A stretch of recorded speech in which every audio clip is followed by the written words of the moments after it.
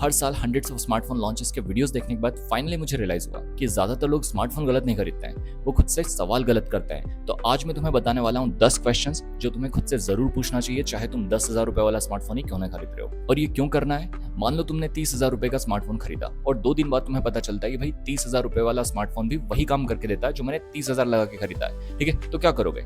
कुछ नहीं कर सकते भाई, 8,000 रुपए का नुकसान झेलना पड़ेगा तुम्हें। और हर साल हजारों लाखों लोग यही मिस्टेक करते हैं। इसका रीजन ये नहीं है कि उन्हें स्मार्टफोन की नॉलेज नहीं होती, जबकि ब्रांड्स की मार्केटिंग बहुत पावरफुल होती है। हर साल हमें बड़े बड़े टेक्निकल टर्म्स चिपका दिए जाते हैं, Snapdragon processor, LTPS, LTPO display, 120 hertz, AI camera and ETC भाई एटसेट्रा एटसेट्रा। ठीक है, और हमें लगता है जितनी बड़ी स्पेसिफिकेशंस उतना ही बेटर डिवाइस, पर ऐसा कुछ नहीं है। रियलिटी बिल्कुल अलग होती है। ज्यादातर लोग उन स्पेक्स के लिए पे कर देते हैं जिनका यूज वो रेयरली करते हैं। तो तुम्हें गलती बिल्कुल नहीं करना। अगर तुम भी 2026 के सेकंड हाफ में स्मार्टफोन लेने का प्लान कर रहे हो तो तुम्हें 10 क्वेश्चन खुद से जरूर करना चाहिए, और ये मैं भी फॉलो करता हूँ। सबसे पहला क्वेश्चन कि तुम फोन एक्चुअली यूज किस चीज के लिए करते हो। ये क्वेश्चन बहुत बेसिक लग सकता है तुम्हें, लेकिन अगर तुम्हारा यूजेज की थोड़ी बहुत व्हाट्सएप चला लेते हो, इंस्टाग्राम स्क्रॉल कर लेते हो, UPI पेमेंट्स हो जाती है, थोड़ी बहुत फोटोज खींच लेते हो, अगर ये सारे तुम्हारे काम है, गूगल मैप्स वगैरह चला लेते हो, तो तुम एक एवरेज रेगुलर यूजर हो। तुम्हें फ्लैगशिप परफॉर्मेंस की बिल्कुल भी जरूरत नहीं है। लेकिन ऑन द कॉन्ट्ररी, अगर तुम COD खेलते हो, BGMI खेलते हो, 4K वीडियो एडिटिंग करते हो, लार्जर फाइल ट्रांसफर करते हो, तो बिल्कुल तुम एक हैवी यूजर हो और तुम्हें एक परफॉर्मेंस बेस्ड फोन की जरूरत है। तब तुम फ्लैगशिप की तरफ जा सकते हो।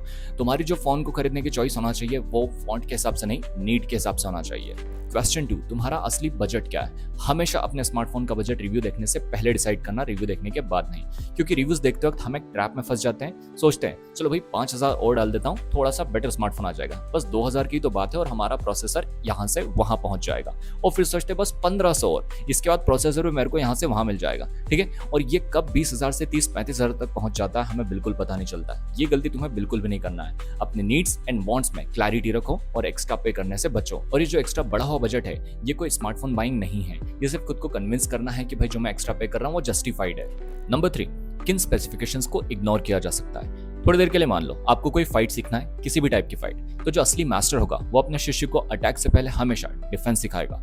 सेम सिनेरियो यहाँ पर भी आता है। जो स्मार्टफोन या कोई भी चीज खरीद रहे हो तो पहले डूज से पहले डोंट्स जान लेना ज्यादा बेहतर होता है। डोंट्स में सबसे पहला जो आता है फास्ट चार्जिंग। भाई इसका बहुत हवा बना रखा है। ठीक है, कितनी फास्ट चार्जिंग तक हमें मिल जाती है वो सबको पता है। अगर तुम्हारे पास 60 वॉट या 80 वॉट तुम्हारे फोन में सपोर्ट करता है तो ऑलरेडी डेली यूजेज में तुम्हें ये एनफ है, काफी फास्ट एक्सपीरियंस मिल जाएगा तुम्हें। 120 वॉट 150 वॉट सुनने में काफी ज्यादा फंकी लगता है भाई, बहुत ज्यादा अट्रैक्टिव लगता है। ठीक है, पर एक्चुअली में रियल लाइफ में तुम्हें इतना डिफरेंस पता नहीं लगेगा, और फोन फिर हीट भी तो होगा भाई जितनी जल्दी जब वो चार्ज करेगा। तो इस चक्कर में मत पड़ना।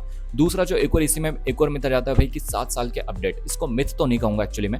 7 साल का अपडेट, पहले खुद से सवाल करो, 7 साल क्या तुम फोन को घीसने वाले हो? 7 साल तक चलाओगे? हालांकि हाँ, मैंने चलाया है, मैं सैमसंग यूजर था तो 7 साल तक चलाया, उसके बाद मैं आईफोन पर शिफ्ट हुआ हूँ। ठीक है, पर मैंने चलाया, क्या तुम लोग चलाओगे?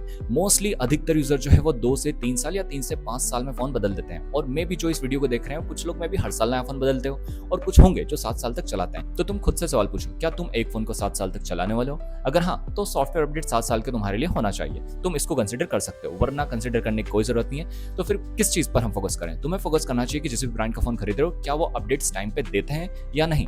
ठीक है, ये बहुत ज्यादा जरूरी चीज है। और तीसरा, कैमरा। मेरे स्मार्टफोन में भाई 200 मेगापिक्सल का कैमरा है, मजा ही आ जाएगा। चांद की फोटोग्राफ निकाल के धरती पे हवाबाजी करेंगे, सुनने में अच्छा लगता है। पर एक 50 मेगापिक्सल का कैमरा अगर वो वेल ऑप्टिमाइज्ड है तो वो बेटर फोटोग्राफ्स आपको दे देगा कंपेयर टू 2 मेगापिक्सल का पुअरली ऑप्टिमाइज्ड सेंसर। ठीक है, तो फिर हमेशा मेगापिक्सल्स की तरफ मत भागो, वो इतना ज्यादा वैल्यूएबल नहीं होता है। तो हमेशा ध्यान रखो, कैमरा सिर्फ नंबर से नहीं, प्रोसेसिंग से भी बनता है। और क्वेश्चन नंबर 4, डिस्प्ले को कितना इंपॉर्टेंस दें? तो तुम्हें पता है डिस्प्ले फोन की वो चीज है जो दिन भर हमें देखते रहना है, तो इसको नजरअंदाज बिल्कुल मत करना। अब तुम्हें पता है कि 15 से 20,000 के फोन में उससे कम में भी एमोलेड डिस्प्ले इजीली देखने को मिल जाती है। तो हो सके तो एमोलेड डिस्प्ले वाले स्मार्टफोन्स के साथ ही जाना, और हो सके तो अपनी ऑफलाइन स्टोर को एक बार विजिट कर लेना, क्योंकि रिव्यू कितना ही ऑथेंटिक, कितना ही रियल क्या ना हो, जो रियल एक्सपीरियंस होगा फोन को जब आप पकड़ कर देखेंगे वो रिव्यू वीडियोस में कभी नहीं हो सकता। तो शॉप पर अगर जा सकते हो तो जाओ, फॉर्म फैक्टर चेक करो, उसका अर्गोनॉमिक्स चेक करो, वीडियो चला के देखो, स्पीकर से एक बार साउंड टेस्ट कर लो, और ये सैंपल फोन शॉप वालों के पास होता है, वो सब ये चला के दिखा सकते हैं, तुम भी चला के देख सकते हो अगर हो सके तो, वरना ऑनलाइन हमारा स्टोर तो है ही। तो डिस्प्ले को बिल्कुल नजरअंदाज मत करना। सुपर एमोलेड की तरफ अगर जाते हो तो फिर तो बेस्ट ही भाई। ब्लैक्स एक्चुअली में ब्लैक्स दिखते हैं और आपका एक्सपीरियंस भी ओवरऑल प्रीमियम होता है, तो इसको नजरअंदाज बिल्कुल मत करना। चलो हम आगे वीडियो के हाफ में, और 9th और 10th वाले क्वेश्चंस मिस मत करना, बहुत इंपॉर्टेंट है।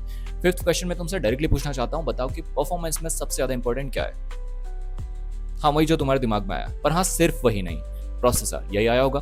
सिर्फ प्रोसेसर को मद्देनजर मत रखना भाई, 3 चीजें कम से कम देखना, प्रोसेसर, रैम, स्टोरेज टाइप। हो सके तो स्टोरेज टाइप UFS 3.1 की तरफ जाना या उससे भी न्यूअर वर्जन को चूज करना। ये तीनों चीजें मिलकर ओवरऑल फोन को फास्ट बनाती है, सिर्फ प्रोसेसर अकेला जिम्मेदार नहीं है, ठीक है। इसके साथ ही copy speed, app launching, overall responsiveness, ये सारी चीजें भी नोटिसेबली बेटर होंगी अगर आप तीनों चीजों को देखकर फोन को खरीदते हैं। इसके अलावा एक और चीज ध्यान रखना है, 128 नहीं 256 GB स्टोरेज वाला फोन अगर हो सके तो यही खरीदना।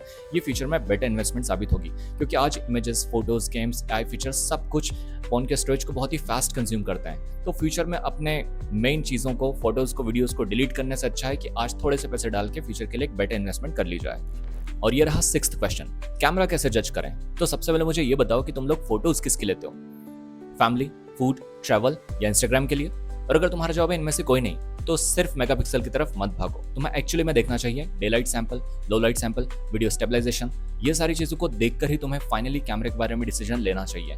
अगर तुम कंटेंट क्रिएटर नहीं हो, तुम एक रेगुलर यूजर हो, तो तुम्हें सिर्फ मेगापिक्सल की तरफ नहीं भागना चाहिए। और अगर तुम रेगुलरली फोटोज भी नहीं खींचते हो तो ऑफकोर्स मेगापिक्सल की तरफ भागना एक अच्छा ऑप्शन बिल्कुल भी नहीं है। बड़े नंबर देखकर बिल्कुल भी ये डिसाइड नहीं होता है कि कैमरा बहुत ही ज्यादा अच्छा होगा, जैसे कि मैंने पिछले किसी एक क्वेश्चन में बताया था तुम्हें। वेल ऑप्टिमाइज्ड अगर एक 50 मेगापिक्सल का भी कैमरा आपको दिया गया है तो वो बेहतरीन फोटो आउटपुट दे सकता है आपको, ठीक है। तो वाइजली डिसीजन लेना। और क्वेश्चन 7, क्या पिछले साल का फ्लैगशिप लेना एक बेटर डिसीजन है। तो कई लोग इस वाले साल को कंप्लीटली इग्नोर करके सीधे नए फोन पर लीप कर जाते हैं। तुम्हें गलती बिल्कुल भी नहीं करना है। कई बार पिछले साल के फ्लैगशिप्स इस साल के मिड रेंज से काफी बेटर परफॉर्मेंस तुम्हें निकाल कर दे सकते हैं। तो अगर तुम्हें न्यू मॉडल का शौक नहीं है तो तुम्हारे लिए बिल्कुल फ्लैगशिप वाले जो पिछले साल के हैं उनको कंसिडर करना एक बेटर ऑप्शन हो सकता है। काफी ज्यादा तुम्हारे पैसे बच सकते हैं। और फ्लैगशिप होते हैं भाई, सिर्फ साल गुजर जाने से ऐसा जरूरी नहीं है कि उनकी परफॉर्मेंस कम हो जाती है। हालांकि तुम्हें पता है कि हर महीने या ऑलमोस्ट हर साल जो बड़े ब्रांड्स है जैसे एप्पल है, सैमसंग है, एप्पल की पर्टिकुलरली बात कर लें तो ये ऑफकोर्स सितंबर में लॉन्च करता ही है। तो अगर तुम्हें न्यू मॉडल का शौक है तो बिल्कुल फिर अवॉइड करो पिछले साल के को। और अगर तुम्हें पैसे बचाना है तो ऑफकोर्स पिछले साल का फ्लैगशिप को कंसिडर करना भी एक बेटर ऑप्शन हो सकता है। इसको भी तुम्हें बहुत ही वाइजली डिसाइड करना है। क्वेश्चन 8, फोन मिलते ही सबसे पहले क्या चेक करना है। नहीं, वो नहीं जो तुम सोच रहे हो। सबसे पहले तुम्हें फोन की एक्टिवेशन डेट चेक करनी है, ठीक है। फोन कभी कभी ऑलरेडी एक्टिवेट हो चुके होते हैं और उनकी वारंटी साइलेंटली स्टार्ट हो जाती है। तुम्हें लगता है कि भाई 1 साल की वारंटी मिली है तो मैं बिल्कुल फ्री हूँ, 1 साल तक जो भी होगा वारंटी के अंडर है, देख लेंगे हम। पर एक्चुअली में ऐसा नहीं है। फोन का ऑलरेडी कुछ पार्ट खत्म हो चुका होता है, तो तुम्हें सबसे पहले एक्टिवेशन डेट चेक करनी है। फोन के IMEI नंबर से कंपनी के ऑफिशियल वेबसाइट पेज पर ये सिर्फ 2 मिनट में चेक हो जाता है। अगर ये 2 मिनट तुम शुरुआत में डाल देते हो तो फ्यूचर में तुम्हारा काफी ज्यादा हेडेक बच जाता है। तो सबसे पहले फोन की एक्टिवेशन डेट जरूर चेक करना। अब लास्ट के 2 क्वेश्चन जो मैंने कहा था बहुत इंपॉर्टेंट है। 9th वाला, ऑनलाइन या ऑफलाइन। तो ये डिबेट तो कभी खत्म नहीं होने वाली, ठीक है। चॉइस तो अलग है ही, पर इसके अलावा अगर ऑनलाइन में तुम्हें 2 से 3 हजार का जेन्युइन डिफरेंस मिल रहा है और सेलर ट्रस्टेड है, रिटर्न पॉलिसी क्लियर है, तो बिल्कुल तुम्हें आंख बंद करके आंख खोल के ऑनलाइन से खरीद लेना है, ठीक है। पर अगर डिफरेंस सिर्फ 500 या 1000 रुपए का है तो मेरे हिसाब से मैं प्रेफर करूंगा कि आप ऑफलाइन शॉप पर जाकर खरीदें, क्योंकि वहां पर आप प्रोडक्ट टच कर सकते हैं, ठीक है। आप फोन को हाथ में लेकर देख सकते हैं, एर्गोनॉमिक्स चेक कर सकते हैं, फॉर्म फैक्टर चेक कर सकते हैं, स्पीकर, डिस्प्ले सब कुछ चेक कर सकते हैं। तो ऑफलाइन एक बेटर ऑप्शन हो सकता है। और ऑफलाइन का एक और फायदा है, अगर कोई समस्या आ जाए तो सामने एक इंसान भी होता है जिससे तुम बिना चाय पे फोन के बारे में चर्चा कर सकते हो। और तुम्हारे लिए एक बोनस टिप, जब भी फेस्टिव सीजन में सेल्स आती है तो फोन का सिर्फ प्राइस मत देखना, तुम्हें और भी चीजें देखना चाहिए, जैसे bank offer, no cost EMI और कैशबैक मिलाकर फाइनली इफेक्टिव प्राइस कितनी है फोन की, ये तुम्हें देखना चाहिए। तब फोन आप वाइसली खरीदें। और ये रहा हमारे वीडियो का आखिरी क्वेश्चन, क्या ये फोन 2-3 साल तक सही चलेगा। ये वाला क्वेश्चन लास्ट में पूछते हैं लोग, जबकि वाले क्वेश्चन से ही शुरुआत की जानी चाहिए। फ्यूचर प्रूफ फोन का मतलब सबसे पावरफुल प्रोसेसर नहीं होता। फ्यूचर प्रूफ फोन का मतलब है कि 2-3 साल बाद भी फोन स्मूथली रन करेगा, एप्स कंफर्टेबली ओपन हो जाएगी, स्टोरेज जल्दी नहीं भरेगी, बैटरी भी डिसेंट बैकअप दे देगी and so on.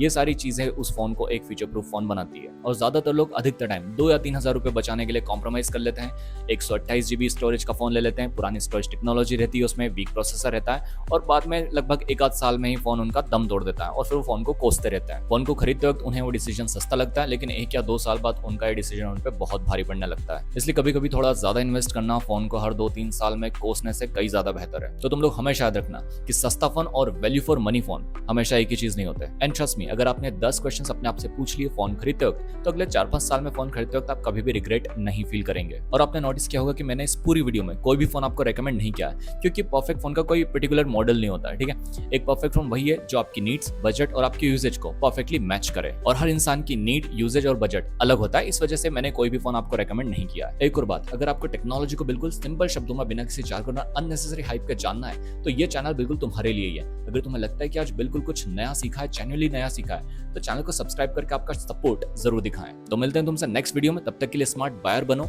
Smart marketer के टारगेट मत बनो, ठीक है। शब्बा खैर।